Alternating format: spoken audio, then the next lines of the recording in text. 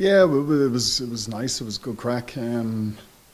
Session on Friday wasn't necessarily good crack, but we got a lot of work done. A huge amount of meters covered in that session. The 20s were very good. They carved us open a few times, but it was a good to get back together and after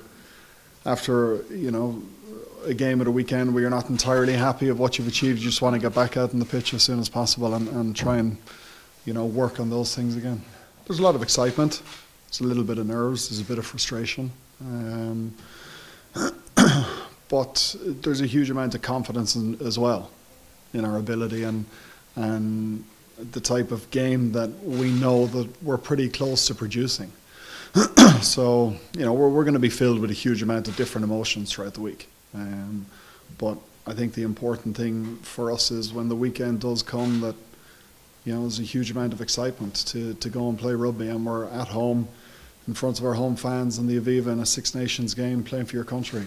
And that needs to be the overriding feeling for us at the weekend.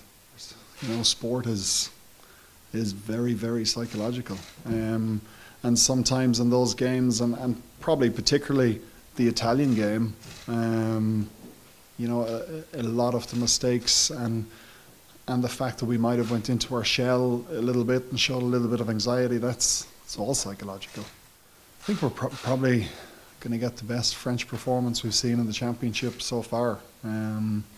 It's unusual for them to pick the same side 2 weeks on the bounce. So it's obviously a huge sign of confidence from the coach and that group. They played some really good rugby against Scotland, 2 tries disallowed, scored 4. So we're expecting a pretty good French side to come to Dublin. Like we'll do our player profiles this evening. We'll do them again at the end of the week. Try and know them inside out. So while you're always concerned and your top priority is yourself, you need to be very mindful of the opposition and the type of opponents that you're coming up against.